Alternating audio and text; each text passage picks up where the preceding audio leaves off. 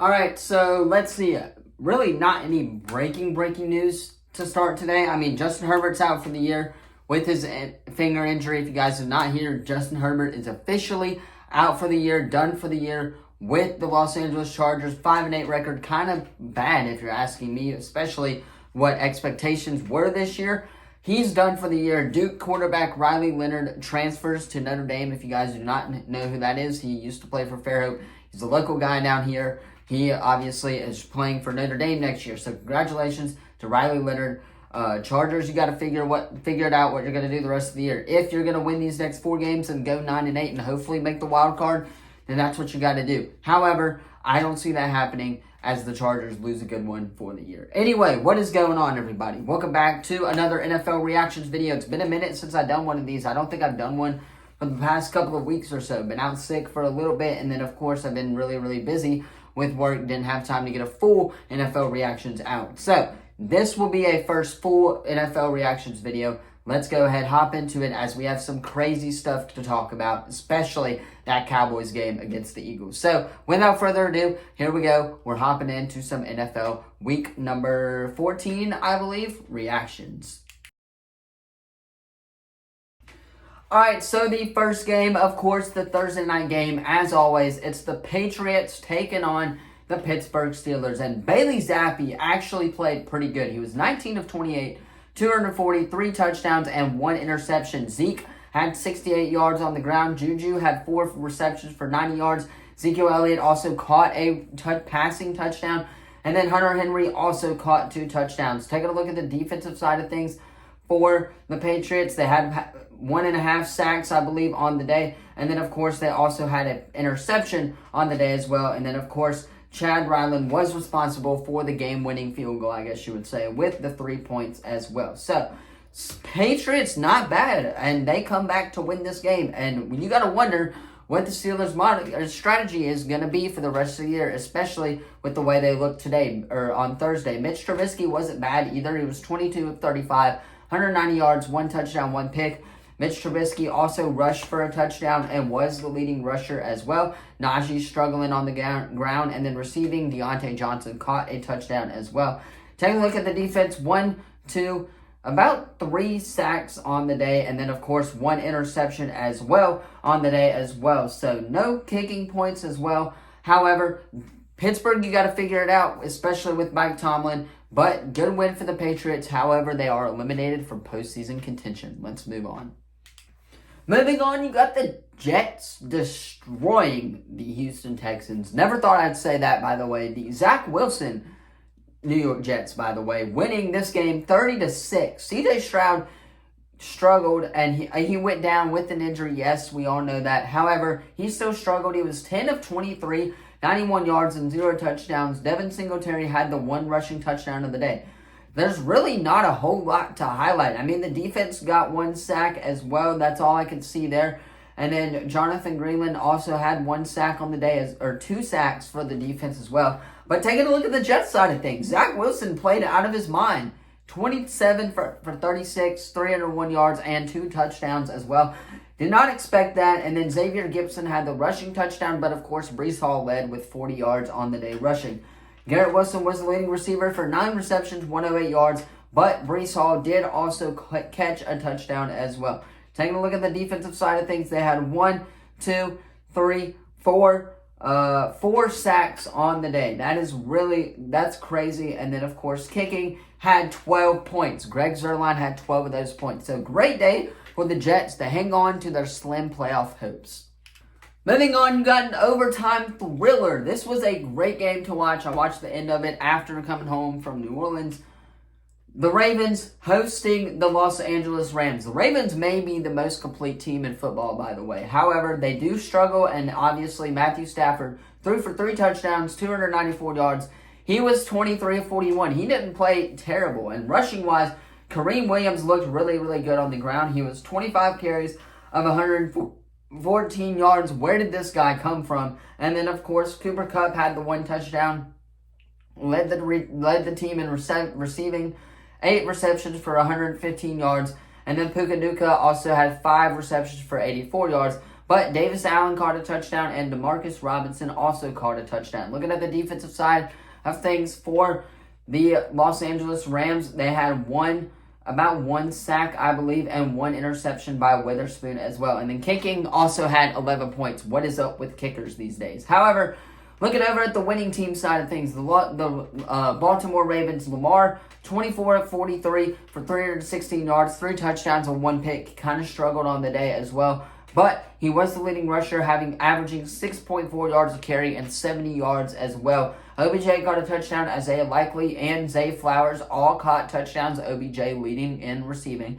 And then, of course, the defense. 3 sacks on the day for them. And then, of course, kicking. Once again, 11 points in this game. That is insane that 22 points of those 40-something points were by kickers. That's crazy, but the Ravens get the job done as they look to be the most complete team in football right now. Moving on, you got the game that I saw, and it was a struggle for Bryce Young this game. The Panthers losing 28-6 against the New Orleans Saints in New Orleans. New Orleans, number one, didn't really come alive until the end of the fourth quarter, by the way, which was insane to be at that. That stadium rocks. They get loud for their fans. However, Bryce Young absolutely did terrible. 13 of 36, 137 yards, 0 touchdowns, and 0 interceptions. And really, Miles Sanders had the longest rush of the day where he should have scored a touchdown at the end. I don't know what that was, why he stepped out of bounds. He would have just reached. He would have gotten a touchdown for those of you who watched the game. But Chuba was working. He got 23 carries, 87 yards. That's a good amount of fantasy points for those of you who have him.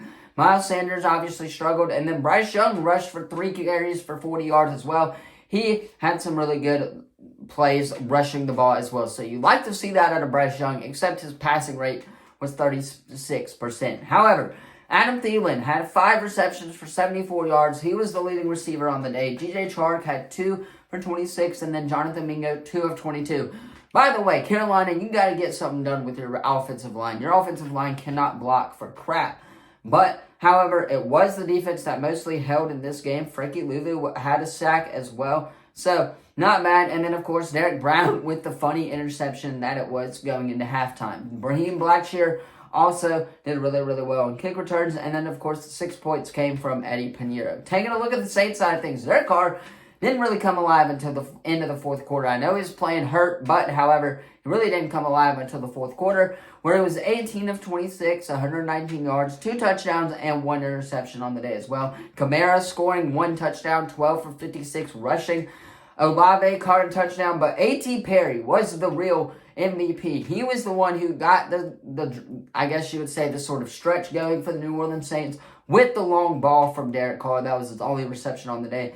And then, of course, the defense, they got 1, 2, 3, about 5 sacks for the New Orleans Saints defense. Once again, offensive line, got to get something done for Carolina. And then, of course, Blake Grupe had 4 points on the day as well. Could have made it 9. However, Bryce Young struggles. Saints hold on to the slimmest of playoff chances for them. Let's move on. Moving on, you got the Colts and the Bengals. And Jake Browning really isn't that bad. He played really well. However, taking a look at the Colts side of things, Gardner Minshew is really not that guy. He kind of struggled. He was 26 of 39, 240 yards, 1 touchdown, 1 interception. Zach Moss led the team in rushing. However, that's not where it was done. It was really done with Mo Alley Cox, whoever that is, with the 1 touchdown on the day. And then, of course, I believe a defensive touchdown as well. However, kicking-wise, not really all that good. There's nothing really to highlight for the Colts. But Jake Browning, really, really well. A.J. McCarron also came in towards the end of the game there. But Jake Browning was 18 of 24 for 275 yards, 2 touchdowns, and 1 interception. Joe Mixon had a rushing touchdown. And Jake Browning also did it with his legs. He's not that bad. Tanner Hudson, Jamar Chase kind of struggled, 3 of 39. And then, of course, Chase Brown, 3 of 80 for 1 touchdown as well. And then Tanner Hudson caught 1 touchdown as well. 1 pick by the defense, a couple of sacks on the day as well for the defense. So overall, not a bad day. And then, of course, Evan McPherson. 10 of those 34 points came from Evan McPherson. Again, insane stats for kickers nowadays. However, Bengals get the job done as they are now in the AFC playoff picture. Let's move on. Moving on, you got the Bucs taking on the Falcons in Atlanta. And honestly, this was a really, really good game. Baker Mayfield Kind of struggled though. 14 of 29, 144 yards and 2 touchdowns on the day as well. He had a rushing touchdown as well. But Rachaad White led the team with 25 carries for 102 yards. Chris Godwin on the day, 53 yards for 5 receptions, was the leading receiver. Rachaad White also caught 1 touchdown, and then Cade Otton also caught a touchdown as well.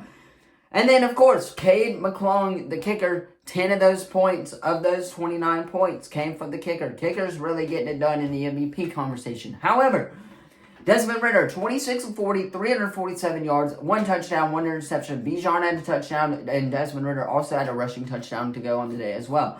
And Kyle Pitts had a touchdown. I'm telling you, when you utilize these receivers and weapons that you have, Arthur Smith doesn't look like a dumbass coach. And, of course, he could get the job done. It's just you got to utilize your good players. And they haven't been doing that all year. And it's finally starting to click for this Atlanta offense.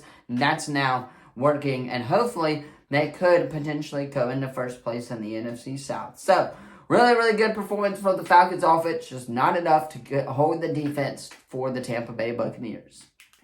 Moving on, I'm going to hit on all 4 games at one time. Number 1, my reaction to the Jaguars and the Browns rather. T-Law should not have played that game. He went down with another injury, I believe, as well, in which the Jaguars lose that game, 27-31. The Lions and the Bears, Justin Fields played out of his mind during this game. Jared Goff also struggling a lot is what I've seen. So the offense, the Lions potentially could be frauds, and I wouldn't be shocked if that is true. Because the Lions are not the same team that they started with earlier this year. However, the next game, 49ers at the Seahawks. Kind of expected more of a beatdown from the 49ers. Christian McCaffrey didn't get in there all of that much. And then, of course, the boring one, the Vikings and the Raiders, 3-0. Really nothing to talk about there. I guess congratulations to the Vikings on getting the job done, 3-0. But that was just overall a very, very boring game to watch. So, all 4 teams' reactions, Browns, Bears, 49ers, and Vikings, all get wins like they were supposed to. Moving on, you got the Los Angeles Chargers hosting the Denver Broncos. And like I said earlier, the prologue, Justin Herbert went down with a season-ending injury. So, Justin Herbert's done for the year. That sucks for the Chargers, but he did struggle during this game. However, Justin Herbert struggled. Ethan Stickett came in for the backup. Justin Herbert, before he went down, though, was 9 of 17, 1 interception, so he did struggle. And then, of course, Easton Stick, I believe, is the backup, was 13 of 24, 179 yards, and 0 touchdowns, 0 picks. Eckler did have the lone touchdown of the day. Nothing really to highlight for the Chargers. But for the Broncos, on the other hand, Russ was cooking. 21 of 33, 224 yards, and 2 touchdowns. I know he had the 1 pick, but that wasn't really his fault. Javonte Williams also had 1 rushing touchdown on the day, 17 of 66 as well. Cortland Sutton had a receiving touchdown, and then, of course, Adam Trotman also had 1 receiving touchdown on the day as well. Everything clicking for the Broncos, nothing for the Chargers as the Broncos move into the playoffs. Moving on, you got the Bills and the Chiefs. I only want to say one thing. Kadarius Toney was most definitely offsides. That's really all I want to say on that play. Chiefs fans, I don't know why you're upset. He was clearly offsides. I know they didn't call it last night, and Jalen Waddle will get to that coming up here shortly. But he was completely offsides, and I think that was the right call. Obviously, he should have checked. He's been lining up offsides the entire game. So he should have checked with the referees on offsides. However, it was the right call. Bills deserved that game. They won it fair and square. Your quarterback, though, needs to get his act together. Moving on, you got the Cowboys beating the ever-living crap out of the Philadelphia Eagles. This wasn't even a game to watch for the most part. Brandon Aubrey, by the way. Can we talk about him? He played out of his mind. 60-yarder, a 59-yarder in the same game. First NFL player to ever to do that as well. Jalen Hurts struggled, 18 of 27, 197 yards. We can highlight, obviously, no touchdowns, I believe, during this game. Jake Elliott got 7 of those points, and then the defense had 1 fumble recovery for a touchdown as well. However, Dak Prescott, elite, 24 of 39, 271 yards, 2 touchdowns. MVP-like numbers coming from Dak Prescott. He should win MVP if you're asking me. Tony Pollard did not have the touchdown. It was Dwindle who had the rushing touchdown as well. CeeDee Lamb and Michael Gallup also catching 1 touchdown apiece as well. So everything clicking for the Cowboys as the Eagles struggle and the Cowboys now have first place in the NFC East. It feels so good to say that. Moving on, I guess we could hit on both Packers and Giants games. I really didn't watch either of them. The Titans-Dolphins, didn't watch that. I know the Dolphins blew that lead. They had the chance to win there at the end, and Jalen Waddle literally was offsides is what I saw, the same Kadarius Toney. So the NFL needs to get their officiating together. That's my warning to them.